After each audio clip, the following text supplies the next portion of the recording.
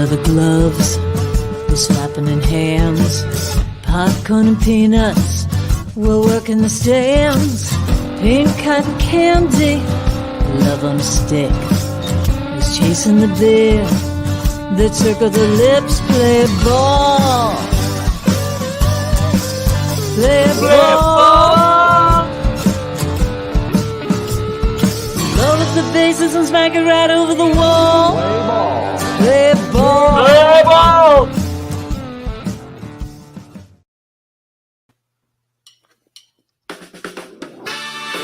Tonight on Laughter Saves Lives Live, we are honored to welcome the Acting Fire Commissioner of the FDNY, Laura Kavanaugh. Then we say hello to our good friend, Laughter Saves Lives Foundation board member, host of the Suki and Scott Show, and This Week in WWE, Scott Stanford. Laughter Saves Lives Live is brought to you by the law firm of Barasch and McGarry, lawyers for the 9/11 community. And now, please welcome your hosts, Rich Walker and John Larocchia.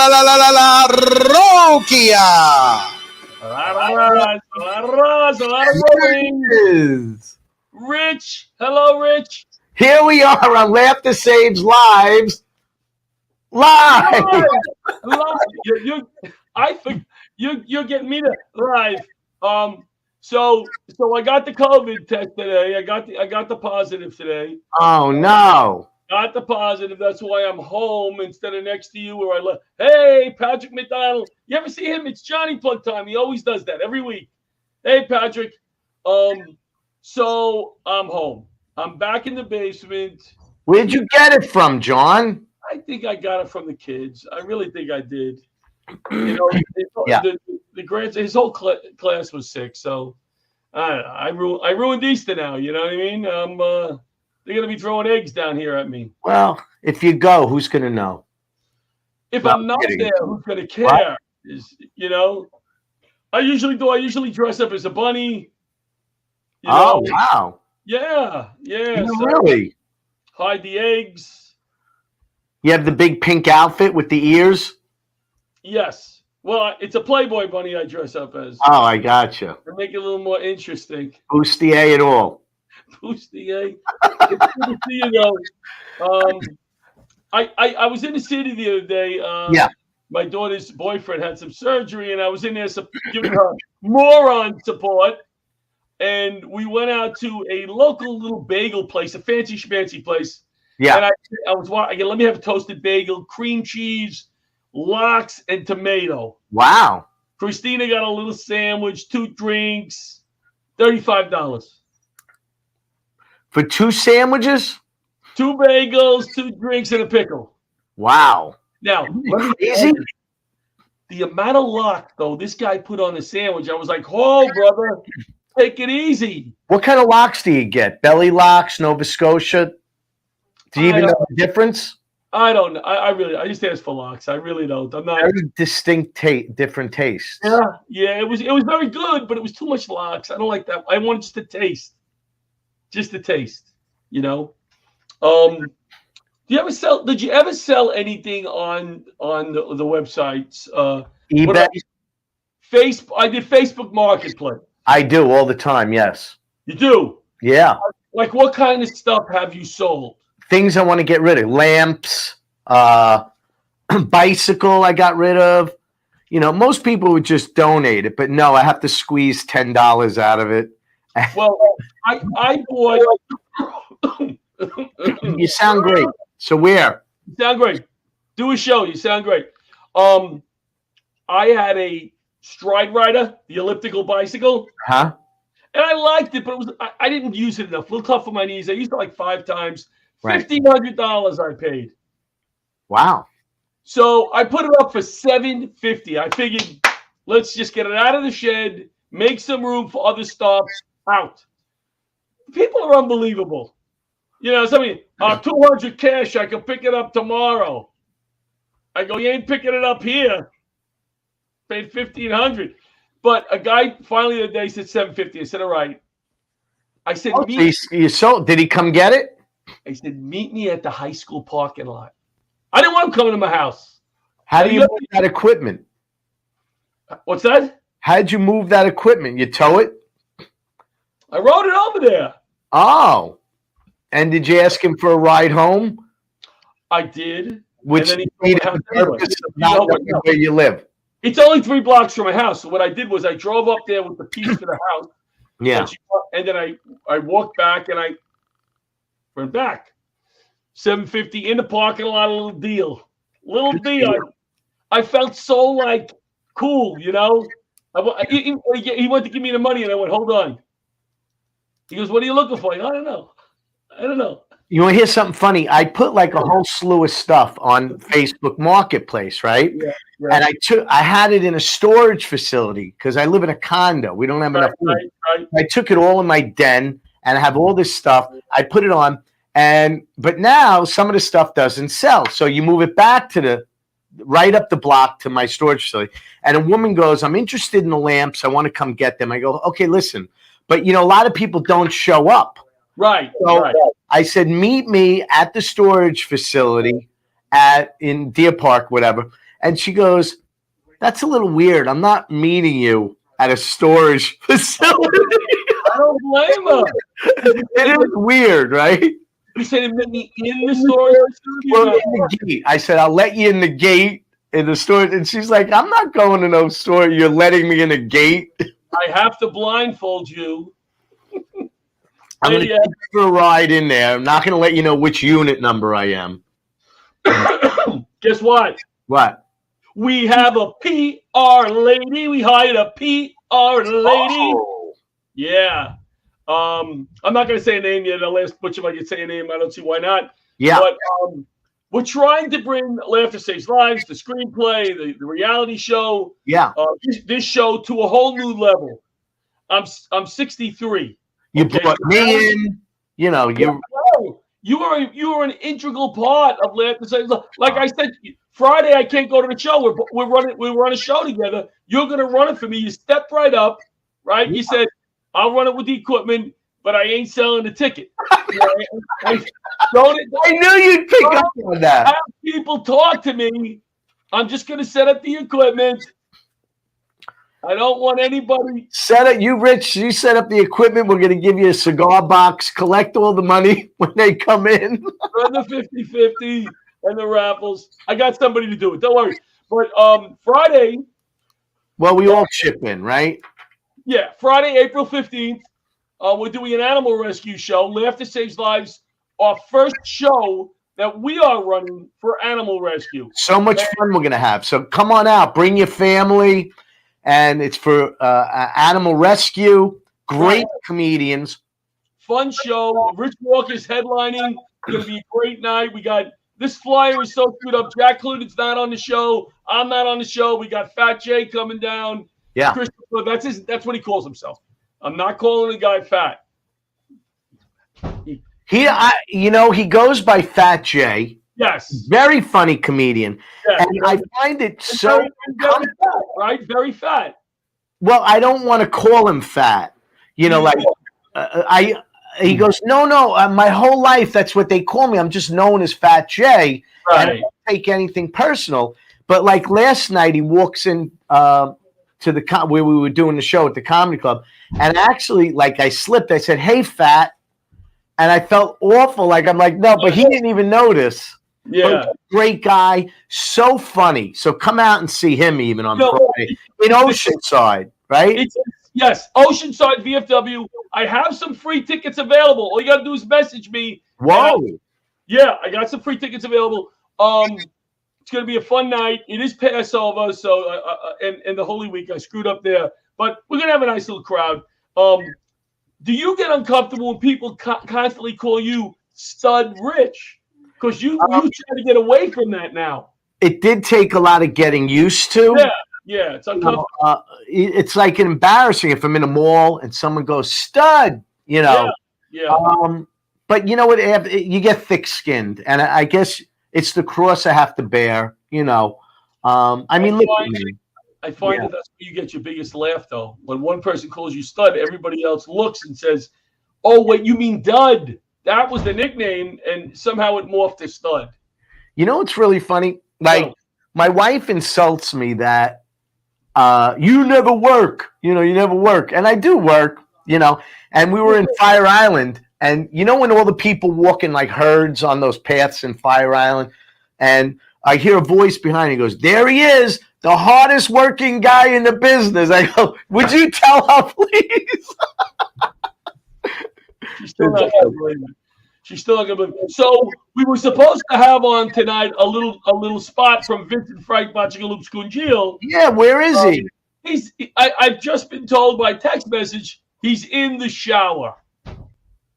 I can't even get my grandson to come on my show. He's off the rest of the week. I asked him why. You know what he said? Why? For overpass. For overpass? Overpass. And what does that mean? Well, he got Passover screwed up. Oh, I gotcha. Yeah. So he thinks he said overpass, which Right. is kind of cute and funny. And then we were going to have the whole debate because he has a little city, and I bought him a Delta plane when I was in Baton Rouge, Louisiana. I bought those little. He has yet to put an airport into his city. He's having a hard time deciding where. So I was going to have him come on and have a little discussion about that. Right. So that's that. We have the acting fire commissioner on tonight. Unbelievable, right? And we have Scott. We have Scott Stanford on too. He's a big supporter of what we do. Huge from WPIX, I remember. I was on their morning show. They couldn't have treated me nicer. We had so much fun, and he came up with a nickname. I'm going to see if he remembers the nickname. He'll remember it. He's not even on right. Yeah, but you'll see he gave me a nickname. So here's what we'll do, Richie. We're at 8:12 around, right? Let's go to commercial. Yeah. I'm sorry. I see I screwed it up already. Let's go to break, and we'll come back in a minute or two. All right. Or three.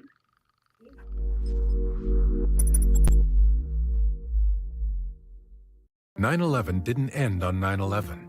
500,000 people were exposed to the World Trade Center toxins and are still at risk today. 68 cancers have been linked, including skin cancers, prostate cancer, breast cancer, blood cancers, and many respiratory illnesses. Fortunately, all victims qualify for free health care, and more than $10 billion is available from the 9/11 Victim Compensation Fund. I was a paralegal just 2 blocks from Ground Zero.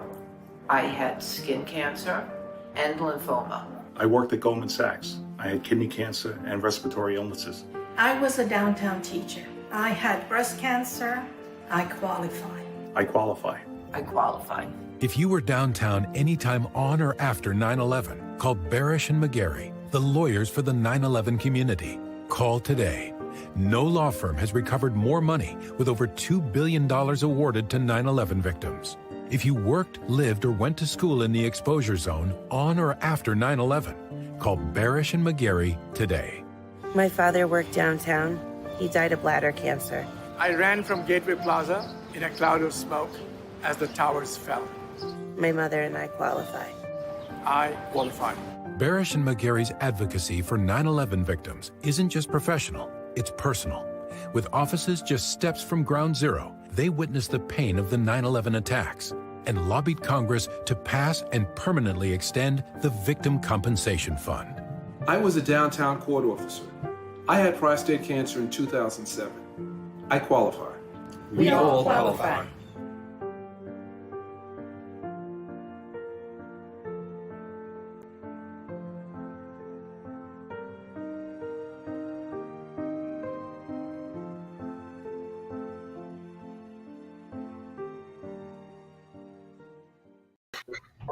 Oh, overpass starts soon. We are selling. We got a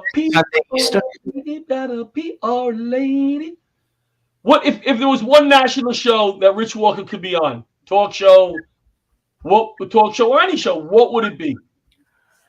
Well, any national show, and I'd be successful. American Idol. American Idol.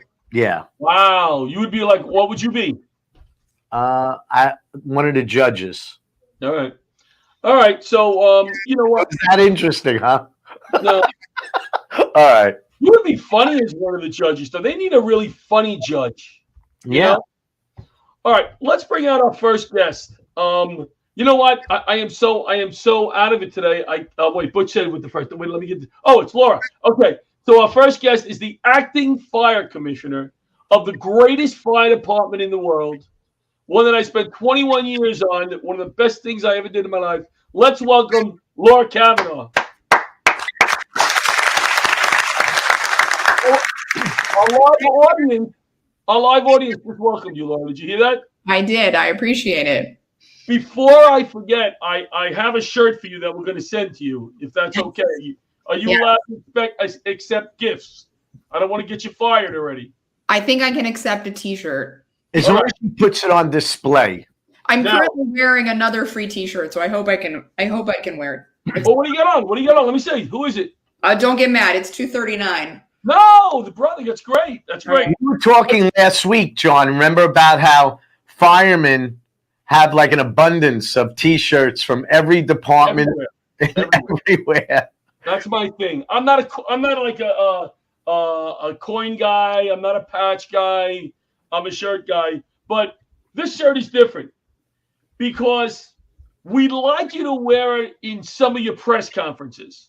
Okay. Like, and turn around like you have to talk to somebody so we can see the back. So we'll talk more about that and see if we can. Or any other national television show. Yes. Yeah, I don't know if you can work that in, but thank you for being here. Do a little modeling next time I'm on TV, is what you're saying. Yes, please. Right. And get like, hey, somebody asks you, what do you think of that fire yesterday? Or what? And you say, well, After Saves Lives, what I think about it is that, like kind of go like that and flip in Laughter Saves Lives because we need the publicity. So you come from Flint, Michigan, correct? You grew up in Flint. So I was actually born in San Francisco. It's very confusing. I've lived a lot of places, but I would say Flint, Michigan is my home base. Is that fair? Okay. That's where I spent much of my youth.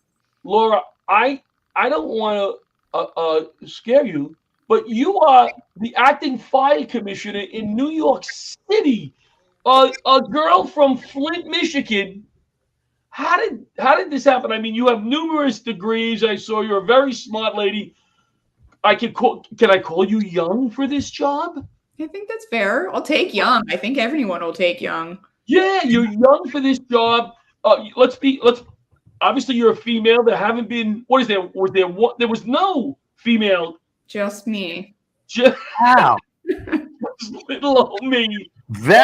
So impressive. Even I'm impressed, and I'm not in the fire department. It's it doesn't take a lot to impress Rich. So it impresses me big time. Are you kidding? Impressed by the lamps that he sold for $10.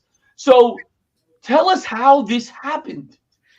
I mean, that's a good question. I'd say a couple of things. I think that one, I always knew my whole life from, the first words out of my mouth that my mom can remember, that I was moving to New York City. I knew it.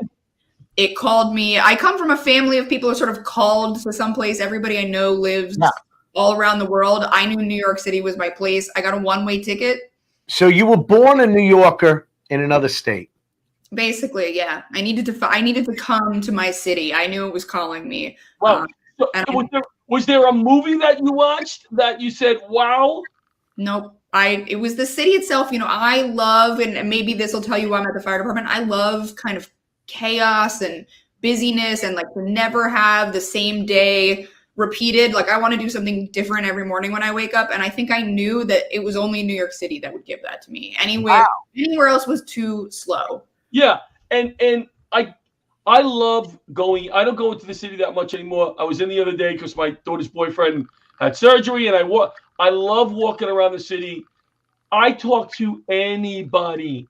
I don't care, because there's nothing better than speaking to somebody you don't know, and you don't need anything from them, and they don't need anything from you. And I walk away from that conversation. I'm like, that was really cool, right? Yeah. So when did you move to the city officially? I think it was in 2005. So 2005, and was it for a campaign? I didn't have a job, actually. I got a one-way ticket, and I knew that I wanted to work on a campaign. So I slept on a friend's couch. One of my very good friends from childhood lived here, and I applied for jobs, and I eventually got one on a campaign.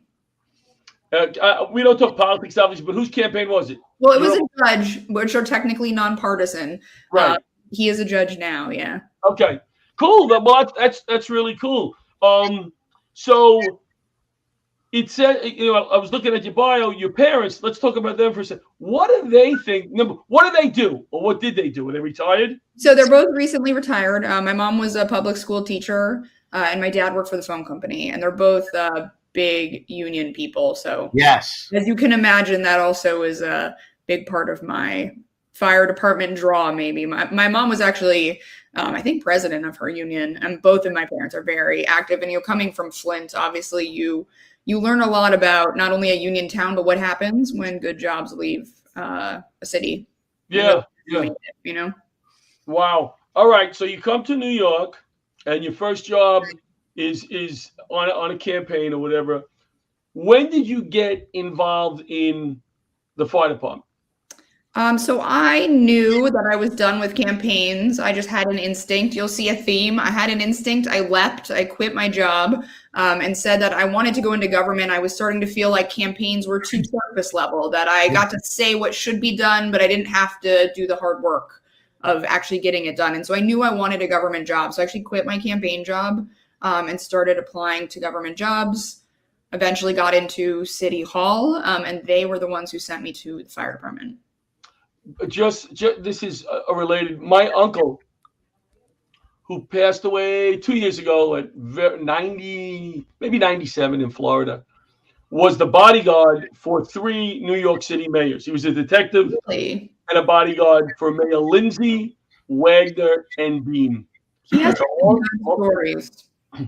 And he used to fly over the house with the helicopter. He calls. He goes, "I'm coming over." He was nuts. He was absolutely crazy, just full of life. So we have a little something in common. City Hall there. Yeah. May 5th, we are doing, I don't know if you know this, a show working with Fired Up for a Cure. You know who they are? I do. Okay. We are doing a show at the Fire Museum. Did I say museum right? Museum? No, you didn't, but the commissioner is going to be at the show, John. Is she? Yes. So, am I? I was going to invite her. I didn't know you were going to be there. All right, so have at least 2 jokes ready. I was going to say, are you going to roast me? No, I would never do that. Well, that might get you some good money. I might say. But so you know about the show. It's going to be a fun night, and we're also recording that night. I can't say filming; they don't use film anymore, for a docuseries. So if you could say a few words in that for us, hey, John, what a great guy, something like that. Laughter saves lives. With the T-shirt. Specific words, actually, right? Yeah, with the T-shirt. So you initially wanted to be. I see. My family is big on the pups, big on the doggies. My daughter left her dog over here for the week when they were in the hospital. He's a big pup, and he sleeps in the bed. Now we have a little pup, so that pup is not happy when the big one comes along, and he just takes up half the bed. Do you have a Dalmatian? No. I wish. I am an absolute animal fanatic, as the firefighters might tell you, because I'm always coming to visit their firehouse pets. I have 2 rescue cats. I don't have a dog, frankly, because I work too much. Right. My friends know I am a softie for their pet. And so I would say on any given day, I sometimes have 3 or 4 dogs in my apartment because I'm dog sitting, because everybody will just leave the pets with me because they know I'm more than happy to take care of them. You even have time for dog sitting. I fit in the dog sitting. I can't have a dog 7 days a week, but I can fit in the dog sitting. So I will take the little one and the big one. If you ever need a dog sitter, I'll take both. Oh, yeah? All right. Well, let's say hello to one of our regular viewers, Elizabeth. All right. So Laughter Saves Lives. The next event that we're in where we have a team. I see you're an avid runner. Yeah, I am. So you're gonna have the laughter set. We're gonna try to woo you. You'll have the Laughter Saves Life shirt on, and you'll be representing maybe Laughter Saves Life. We'll see. I don't know. It's a lot of getting longer. I'm dog sitting. I'm modeling for you. I'm hyping you in your video. You're pretty good at this. You've got me committed across the board here. Are you having? Maybe she wants to tell us a little bit what she wants to talk about. I watched the show. I knew that. Yeah, I knew how this goes. Is there something that you wanted to? Good point, Richie. I'm sorry. Yeah. Is there something that you wanted to? Look at this picture. That's a great picture. Oh, that's with the 13 female probies, right? That is, yeah. That's a great picture. That's a great picture. Your parents must be so proud of you. So proud. They are that. Yeah, I have 2 daughters. Let's talk about my daughters. No, I'm kidding, Rich. I'm kidding. Okay, so you're an avid runner. Let's go to you. I do like to run. Oh, are you a runner? Yes. John, do not invite her to our Fitbit group. He puts me on Fitbit, and he's got all these people that walk 75,000 steps a day, and I can't keep up with any of them. But are you a Fitbit or an Apple Watch type of? Good question. Apple Watch. Oh. All right. So the acting fire commissioner, what do you average per day when you're not running? Oh, that's a good question. I don't know. I'll look. It's crazy. I know you don't believe me. I don't look at my steps. Do you have a goal of each day, what you want to do? If I'm training for a race, I have mileage. But other than that, I go running. It's like a stress release. I run until I'm tired, and then now you're in Manhattan, so where do you run? I'm actually in Brooklyn, so I tend to run the Prospect Park. Nice. To work. Yeah. Can you hear my wife vacuuming up there? Can you hear this? No. And the dog is barking because he hates the vacuum. She knows I'm doing the show. All right.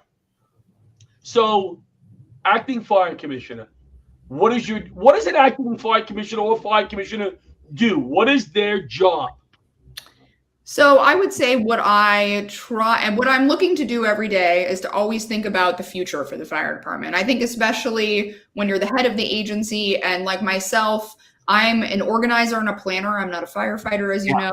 I'm always thinking about what do we need in 2 years, what do we need in 5 years, and how am I going to set us up to get it?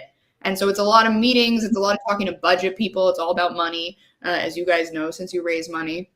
And so I'm often taking elected officials out to see a new piece of equipment. I'm having meetings with elected officials who might write legislation on our behalf, always planning for what is the fire department going to need in a few years. For instance, we're going to be getting a new SCBA in a few years, and that's a very expensive proposition and a very important one, as you know.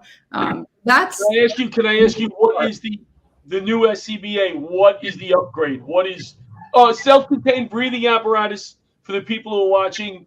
So the firefighter puts it on his back. It's a cylinder like a scuba, and he breathes in it. So what is the new one going to have that the old one didn't? So what we need to buy a new one because ours is approaching its end of life. But what we're looking at is, since we're going to spend the money and the time to buy a new one, is we're looking at what are the new things that technology presents us with that weren't available 10 years ago. So lighter, flatter technology within the mask so that you can hear better. Bluetooth technology in particular is sort of the new thing in fireground technology. So those are all the things we're looking at to, of course, its main functionality, which has to be perfect, which is to, keep you guys safe in a fire. And what I liked about what you just said, obviously, Richie, lighter, less weight. And she said something there, flatter. When we go through training, when we start, we practice a maneuver to try to get into a tight space, because the cylinder, we try to move the cylinder a little bit. So if we had to get out, so flatter is better and safer. Very good. Very good. Let me ask a question. What, besides that, which sounds very exciting, what impressed you the most when you came to the fire department? Like, what do we have to look forward to of something really amazing, like groundbreaking? Because I would assume New York City would be the first in line to get what we have. Is there anything out there that you said, wow, like that is amazing. I think, well, there's a lot of things that impressed me about the fire department when I first got there, but I'd say those are more cultural. I think we're talking about, just technology and what's on the horizon and what can the FDNY get that either we would get first, or actually I think we can move the industry. So the lighter and the flatter, like those are our requests, and we actually try to move the industry because we're the biggest purchasers of these, right? And we're the biggest influencers. So if we get them, other departments will want them. So it becomes worth it to make it if we want it. So the SCBA is one thing. Technology around like the Z-axis, as they call it. So being able to find a firefighter by floor in a tall building. When we Wow. We've been working with DHS and the military to try to perfect that technology because it struggles in fire conditions, smoke and water actually. Yeah. And then a lot of things with like situational awareness. So being able to say, get the plans for a building on an iPad while you're responding to a job so you can know what the interior of that building is going to look like, or if it just had renovations. Things like that, I think, are the direction of the future. Right. So no surprises, like when you get to a fire or whatever, you'll know the design layout of that building. And yeah.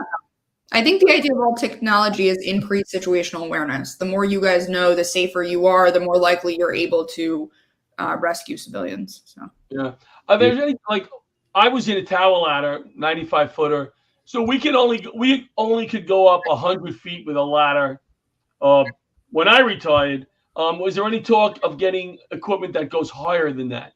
There has been. I know they actually went and tested something out, and this is sort of how it always, the pluses and minuses. While it was much taller, it was also so heavy and so cumbersome that actually navigating it around the city, some bridges could not accommodate it.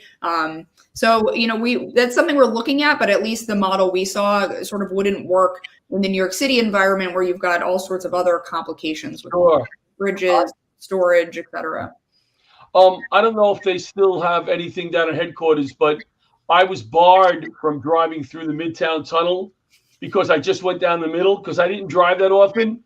And it's tight to try to stay in the one lane, so I took all the cones out in the tunnel anytime I went into Manhattan. From plastic pipes, ting, ting, ting, ting.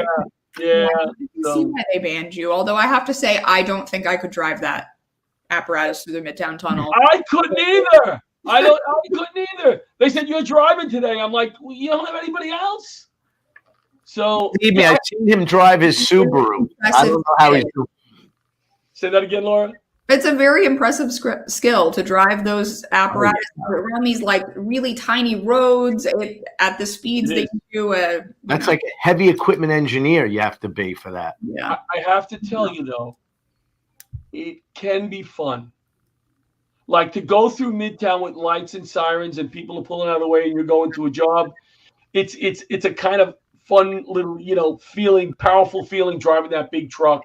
I was driving one night and I was detailed to another house. And I tell you, chauffeurs are very, it's their truck. It's their, and I'm coming from another house and I dented his truck. He was not happy. I left before he came in the morning. I ran out of the firehouse, went back to mine. Have you ever won the equipment and drove a truck? I have never driven the truck. No, I've gotten in it. I've done all kinds of other things at the academy. They actually let me go into a fire in the academy, but I've never driven the apparatus. Well, when I was a kid, I used to go to the arcades, and there was, John, did you ever play that game? And it was a fire truck. You drive it, and the back of the truck would fishtail, and you make turns, and you had to correct it.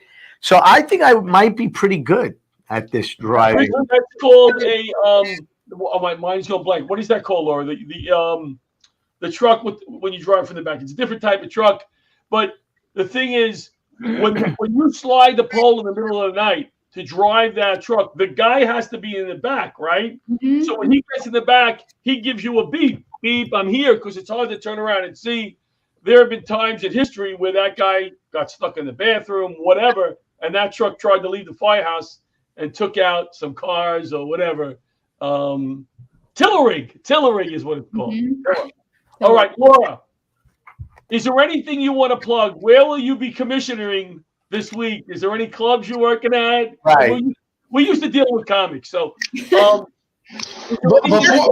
EMS station somewhere. I haven't decided where I'm going this weekend yet, but I will be around. I'll probably be in Brooklyn. Probably go talk to the companies that responded yesterday to the active shooter. You know, I usually go check in what people are doing afterwards. So before the commissioner leaves, I thought, and before we go to commercial, Scott's in the waiting room. I thought we could bring him in and introduce him to the commissioner because they'll see each other at the show on May 5th. Well, that's such a lovely idea. Where is our hero here? There he is. Look at. They told me there's COVID on this show. This is it's ridiculous. I am the COVID guy. It's good to see you. My eyes are all red, John. I think I got it from you already. Scott, this is the acting fire commissioner of the greatest fire department in the world. Hi, Laura. How are you? I'm good. How are you? Impressive, right? Pleasure to meet you. So impressive. Laura, anything you want to say going on out? Just thank you for doing this. Thank you for raising money for a good cause. It is something dear to my heart. So anytime I can help, I'm more than happy to. Oh, she shouldn't have said it, Rich. She I just know. said it, Rich. They all heard, and we got witnesses. All right. Laura, thank you so much. It's been a pleasure meeting you. An honor. Thank you. Nice meeting you. Hi, Laura. Hi, Laura. That's Laura Kavanaugh, acting fire commissioner of the greatest fire department in the world, the FDNY. And we bring in Scott Stanford. Oh, Butch, are we going to go to a commercial, or are we bringing Scott in straight? You don't go to We are going to go to commercial, and then you can introduce him properly. You guys, my Chinese food just came. You got to. Can we're not breaking. Hey, we have commercials on our show. Oh, no, we don't. I like to give my fans commercial-free activity. I'm with him. You know, they're working on giving our show Johnny Larocchia free. All right, Bobby. Let's step away for a minute, then we'll come back and introduce him properly. Use the short the 30-second one. Yes.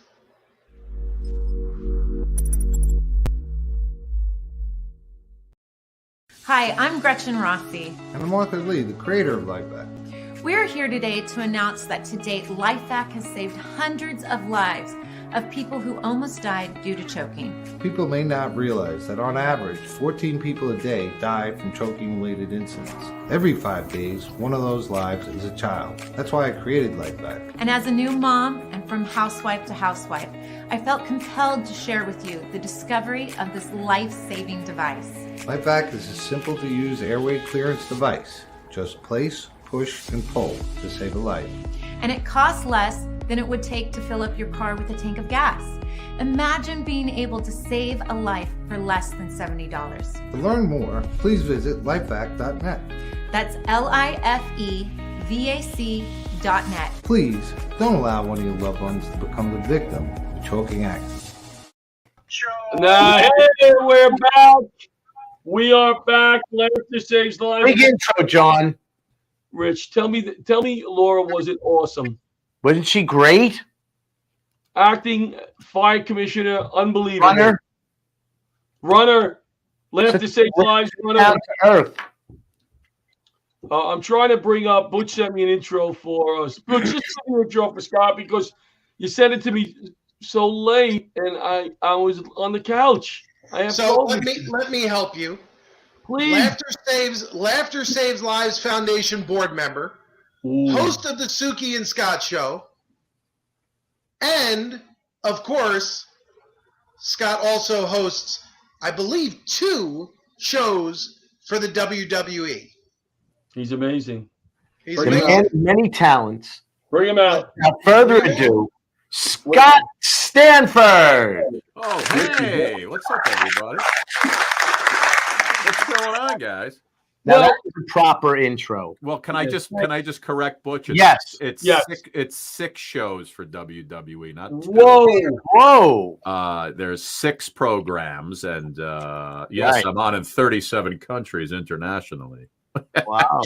So what are the difference between the programs? Is there any? You know what, Johnny? There's so many shows. There's recap shows. There's magazine shows. There's This Week in WWE. There's Bottom line, there's Afterburn, all kind. Every show's got a different name, and they're all just various magazine shows that are on all the different. We're on Optimum Online. That's true. You guys are on. We're on Optimum Online also. Oh, all right. Can't top him. Did they ever get you in the ring, Scott? Did they ever get you in the ring and do a little something? I never took any bumps, disappointed to say, but I have been, I used to be ringside. I used to be backstage interviews, right? With all the guys, and let me just say, it's thank God for WWE. They've been a staple in my life for 13 years now. Wow. And never stopped during the pandemic, which was fantastic. Yeah. And even, hey, what happened to my Caddyshack sign's about to fall over? For 2 years, I did all my WWE stuff right from this room, just with a different poster behind me. And life went on. And like I said, it's 37 countries now, India, Australia. We're on all over the world. Wow. And I'm huge in Saudi Arabia, Johnny. I can't even walk the streets right now in Saudi Arabia. So much so you don't even pay for gasoline. Nah, nothing. I like to see Richie in the ring get tossed around a little bit. Rich, I don't know. I'm a bag of bones. I don't know if not even if I was acting, I couldn't do it. Listen, acting or not acting, those guys are still getting tossed around. He's gonna be in phenomenal shape. You got to be in good shape. I used to go back in the day, Haystacks Calhoun. Haystack, sure. Ivan Putski. Oh, the Polish Power, baby. Oh, yeah. Who else? I used to. You got Bruno, Chief J Strongbow. Yes. Right. All the Killer Kowalski. Killer Kowalski. I still call people Killer. If I meet somebody and they're tough, I go, "Hey, Killer Kowalski." They look at me like I'm crazy. Pedro Morales. Oh man, I used to go. all the time. My cousin, right? Iron Sheik and Sergeant Slaughter and all those guys. And now it's a $1 billion industry, and it's bigger than ever. Amazing. And it's all good. You know what? I got those Invisaligns put in yesterday. Oh, did you? For the first time, I finally got them actually put in, and they put these little things that they attach to your teeth. So the Invisalign kind of clicks in. And I said I didn't know if I'd be able to be broadcasting with those in my mouth, but I feel like that they're not real. So when you go and you get into the seat and they lay you back, they got to jack your mouth open and put everything in. So they do one of these bad boys, right? They give you one of these guys, and it jacks your mouth open. Wow! And you're laying there like this, and this is from the game Seek Out that Suki and I always play. And when she put it in my mouth, I started quizzing the girl, the technician, on sitcoms with this in my mouth. And the minute she put the, the little suction thing, I was done. But it was, what's that? When you wear the Invisaligns for the first time, does it hurt? I remember as a kid, regular braces killed me. Like, it was so painful. Yeah, it's not, it's not like braces at all. Not that I've ever had, but it's weird at first. You kind of get used to it, and then you have to take them off to eat. Right. And they're really tight, so it's like you really got to jack them off together. Wow. But yeah, you wear them I got to wear them for about 8-9 months, and hopefully, I just wanted to get a little straightening done on my teeth.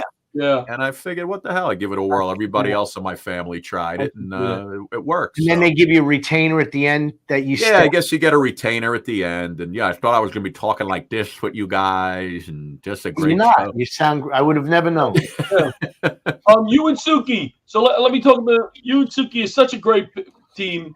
Oh, thank you, Johnny. Time you were on the air, like I said, when I was on the show, man, I felt so comfortable. You guys were so smooth. What was my nickname, by the way, you gave me? Johnny Rocks. Johnny Rocks. I love it. Wow. It's a great nickname. So you and Suki have some new stuff going on. You want to talk about that? Yeah. We took a break last week because we were shooting. We've done 270 shows since the pandemic started, and we just had Eric Roberts on today, legendary actor Eric Roberts. Last Friday, we finally got into a studio together I saw that. A cozy, comfy little studio that we set it all up. We wrote it. We got the guests, the whole deal. And we spent 10 hours in this studio. It was an insane time, but everything you will see on camera looks fantastic. We had some great guests on the show that came in because we've always been doing it like this. Mm-hmm. We've had we had a few celebrities who were on like this, but Suki and I are together. And we're going to use that stuff to, those shows will be on the air, but we're also going to use that now, to try and get the show picked up somewhere big. And now we look a little bigger that we're in people. It gives the illusion now that the show is in a studio. Yeah. It was really just the one day and maybe 5 shows. No, yeah. But it gives you that perception that between pictures and video, it seems like we're in a studio now. Where'd you get all those Emmys that were behind you, Scott? Well, Butchie Boy, that's just 2 of 7. I don't like to talk about that at all because I like to. I wouldn't either. These are from the New York Market News on camera from sportscasting. And what market would New York be? That's Market 1, I believe, Butchie. That's what I thought. Yeah, I think it's like 15 million people in the area. And listen, all the other sports guys in the area are hacks, so it really wasn't that hard to win that award. I mean, when you look at, who do you got? Bruce Beck, Otis Livingston, Ryan Field. Is he gonna be okay? Yes. Do you miss doing sports in New York? I do. I actually do, especially this time of year, like when the spring training comes around. I see all my old colleagues and buddies, and that's why I goof on them because it's a small community. Right. So, when we go to spring training to Tampa and Port St. Lucie, everybody, it's a long day's work, and everybody would hang out together, and everybody would get the same things. But I kind of missed that. I was watching everybody up with their pictures and their videos with the Mets and Yankees because those are always fun days to go down there and you talk to the fans.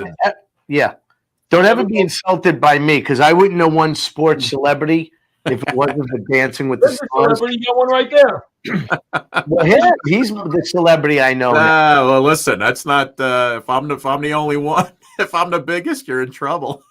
Can you give us a when you did an interview with one of the stars, the New York baseball teams, basketball teams? Yeah. Mm-hmm. Can you give us a funny story or an interesting story about one of the interviews? And who impressed you the most? Yeah. What the most? Impressed you the most? Well, listen, the guys who impress me are the ones who will play with me when I want to do my fun interviews. Right. You know what I mean?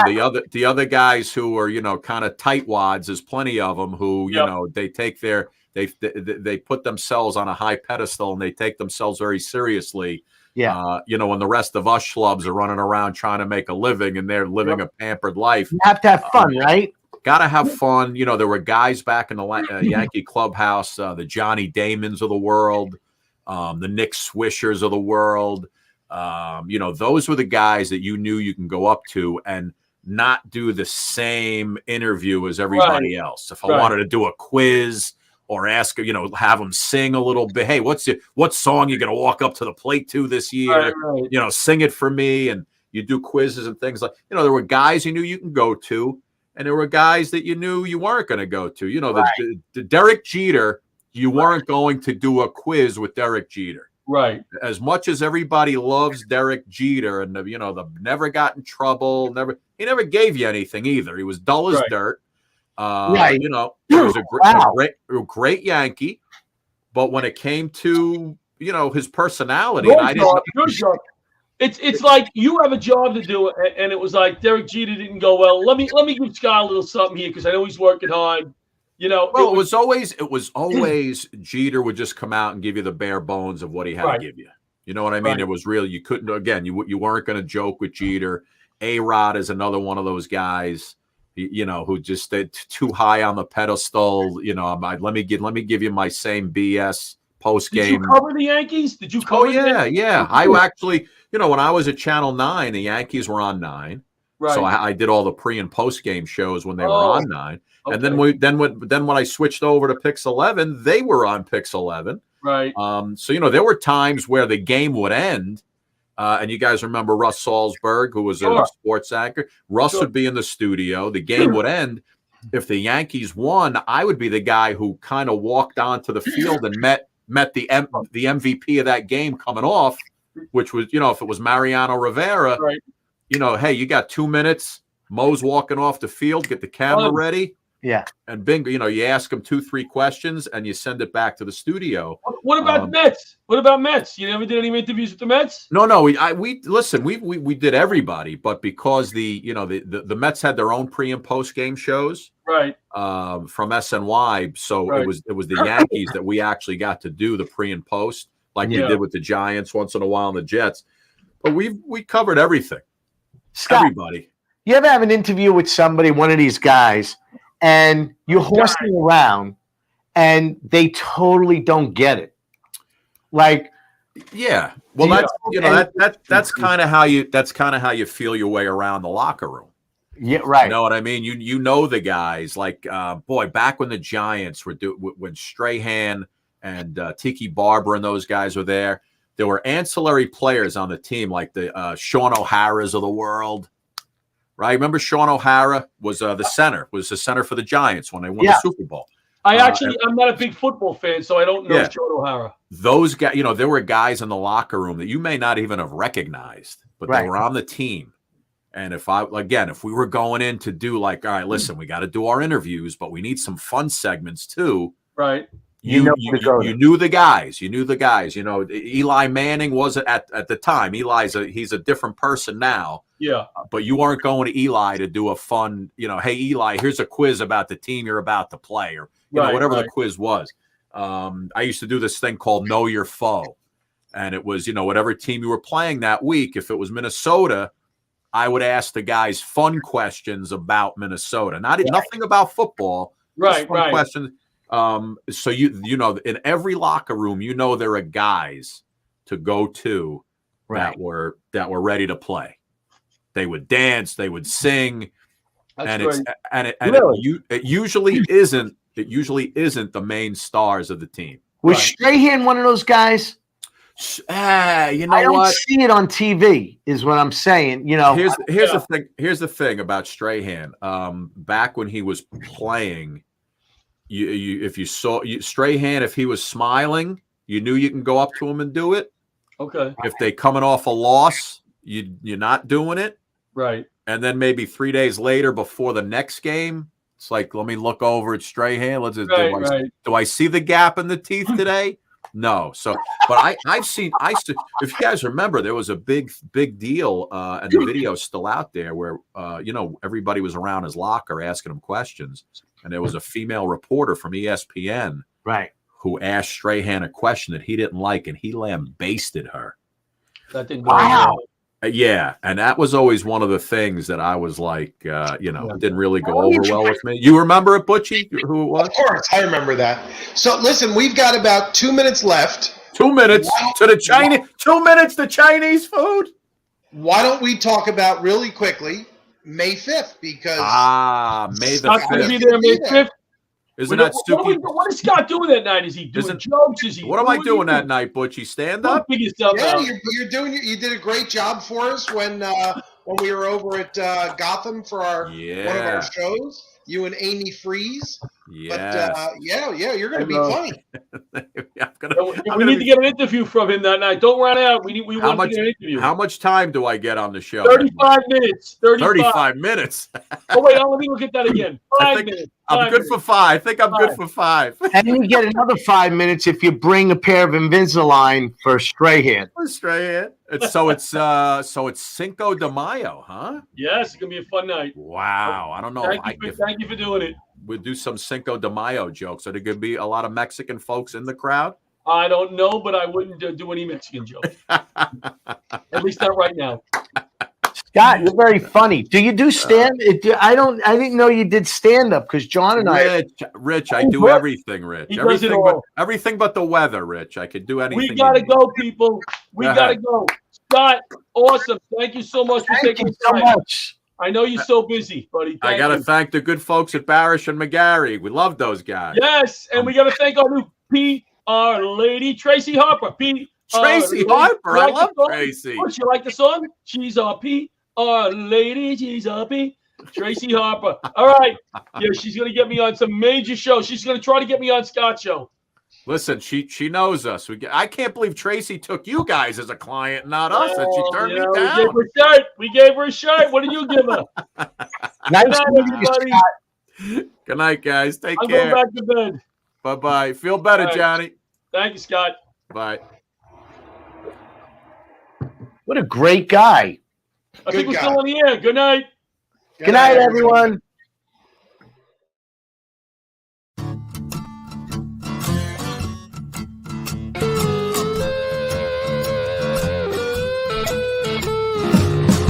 Old leather gloves were slapping in hands. Popcorn and peanuts were working the stands. Pink cotton candy, love on a stick, was chasing the beer that circled the lips. Play ball, play ball. Load up the bases and smack it right over the wall.